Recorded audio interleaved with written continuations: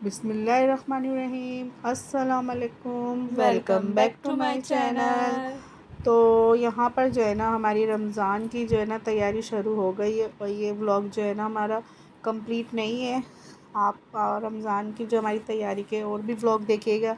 ये जो है ना इम्तियाज़ का हैगा। हम लोग इम्तियाज़ गए थे शॉपिंग करने, जो ग्रॉसरी मुझे चाहिए करनी थी वहाँ पर। तो यहाँ के जो है ना अभी न्यू जो इम्तियाज़ के प्राइस है ना वो बहुत ज़्यादा जो है ना सब में इन्होंने जो है ना रेट बढ़ा दिए हैं। तेल घी के तो यहाँ पर जो है ना रेट ज़्यादा कर दिए हैं, बल्कि बनिस्बत और जहाँ से हम लोग लेते हैं मार्केट से वहाँ से ज़्यादा जो है ना जैसे शाबुंदुन वगैरह मार्केट है या सदर की मार्केट है, वहाँ से ज़्यादा इन्होंने इम्तियाज़ के जो रेट है ना इन्होंने घी तेल पे बढ़ाए हुए। और चीनी भी जो है ना उसके भी जो है ना इन्होंने रेट बढ़ा दिए हैंगे। 100 रुपये किलो मिल लिए, तो यहाँ पर जो है ना ये 110 रुपये किलो दे रहे हैं। इम्तियाज़ के जो भी न्यू रेट हैंगे ना वो सब चीज़ों पे इन्होंने पैसे बढ़ा दिए हैंगे।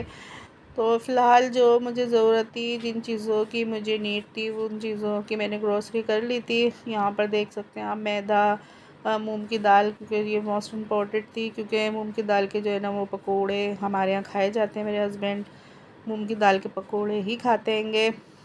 तो ये हमारी रमज़ान ग्रोसरी है। केचप, बेसन और चने, वाइट चने हैं, टेंग है। तो आप लोग देख सकते हैं क्या क्या मैंने ग्रोसरी करी हैगी। और कुछ ये सारी ग्रोसरी जो है ना मैंने इम्तियाज़ से नहीं करी हैगी। कुछ चीज़ें मैंने इम्तियाज़ से ली हैं और कुछ जो है ना मैं सदर से लाई हूँ। ये पापड़ वगैरह जो हैं, सलेंटियाँ और मसाले वगैरह जो हैंगे, बस ये सब चीज़ें तो मैं ना सदर से ही लाई हूँ। चाट मसाला वगैरह जो सदर में मास्टर मसाले वाले हैं, उनसे भी मैंने काफ़ी चीज़ें ली हैं। तो 2 जगह से मिलके जो है ना मेरी कंप्लीट हुई थी ग्रोसरी। तो ये हमारी रमज़ान ग्रोसरी थी। आखिरकार हमारी भी रमज़ान की जो तैयारी शुरू हो गई है कि माशाल्लाह से। अब आगे आगे देखिएगा हमने रमज़ान की क्या क्या तैयारी करी हैगी। तो केचप, मायो, ये तो आपको पता है कितनी इम्पोर्टेंट होती है रमज़ान में। कस्टर्ड है, वाइट चने, ब्लैक चने, घी, सब चीज़ें मैं ला चुकी थी, जो जो चीज़ें मुझे चाहिए थी। खाने का सोडा भी, ये सब मैं ना सदर से लाई थी। अच्छा, मैं कफ़ाया स्टोर भी गई थी पहले, जब मैंने कफ़ाया की जो है ना वीडियो डाली थी। तो ये कफ़ाया की हैंगी बेसन और मूंग की दाल। तो बस ये मेरी जो है ना ग्रोसरी जो है ना कंप्लीट हो चुकी थी। और फिर बारी थी फ्रिज को क्लीन करने की और बर्नियाँ वगैरह जो है ना इनको धोने की। अब ये सारी जो बर्नियाँ हैं मेरी, उन सबको जो है ना मैंने खाली करके धो लिया था। अब इसमें जो जो मुझे रखनी है ज़रूरत की मैं रख लूँगी, और जो मुझे नहीं रखनी वो मैं निकाल दूँगी। पहले मैंने सारी बर्नियों को जो है ना अच्छे से गर्म पानी से साफ़ कर लिया था, क्योंकि ना रमज़ान में जो है ना मैं एक्स्ट्रा जो है ना चीज़ें चाहिए होती हैंगी, क्योंकि एक्स्ट्रा सामान आता हैगा।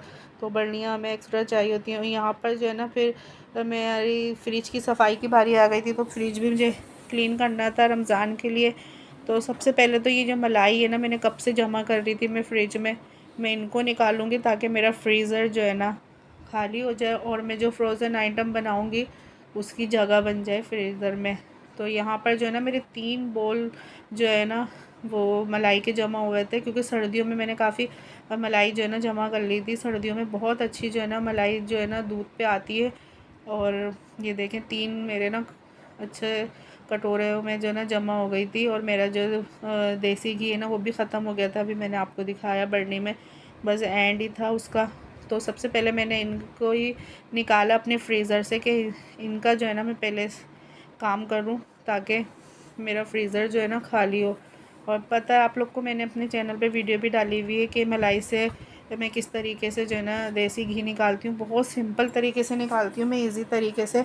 बस मलाई को मैंने बाहर निकाल के रख दिया था कि वो मेल्ट हो जाए। अच्छा खासी देर जो है ना मैंने रखा था, तो वो मेल्ट हो गई थी।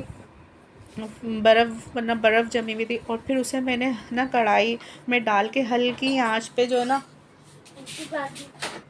हल्की आंच पे मैंने रख दिया था।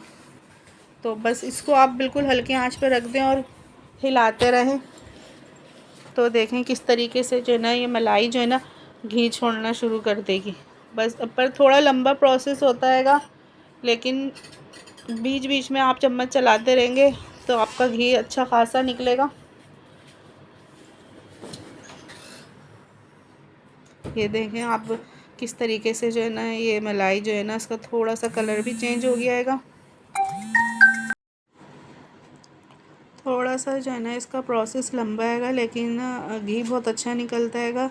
और इसको ना जलाना नहीं है। जो ये मलाई जो है ना आपकी, देखें घी छोड़ दिया है। और जो नीचे बची है ना, ये देखें मैंने इसका कलर कितना लाइट रखा है। इसको ज़्यादा जलाइएगा मत, ये भी काम आ जाएगा आपका। कोई भी आप मीठा बनाइए, आप डाल देंगे, बहुत अच्छा मावा बन चुका है एकदम प्योर। और ना हलवा या कोई मिठाई बनाएं आप उसमें डालें तो उसका भी जो है ना टेस्ट दोबाला हो जाएगा। तो इस तरीके से मैंने अपना ये काम जो है ना निपटाया। तो बस ये मेरा जो व्लॉग है ना आप लोग को पसंद आए तो प्लीज़ मुझे ज़रूर बताइएगा और लाइक करिएगा। ये देखें किस तरीके से मैं ना इसको छान रही हूँ और इसे बरनी में भरूँगी, क्योंकि ज़्यादा मलाई थी तो फिर ये ठंडा होने के बाद ही मैं बरनी में डाल रही हूँ। और फिर जो है ना मैंने इसे एक जो है ना शॉपर में डाल के इस तरीके से बंद करके ये मैं फ्रीज़र में रख दूँगी। जब मेरा बरनी वाला घी ख़त्म हो जाएगा तो मैं ये निकाल के इसमें डाल लूँगी। तो व्लॉग कैसा लगा मुझे बताइएगा, दुआओं में याद रखिएगा। अल्लाह।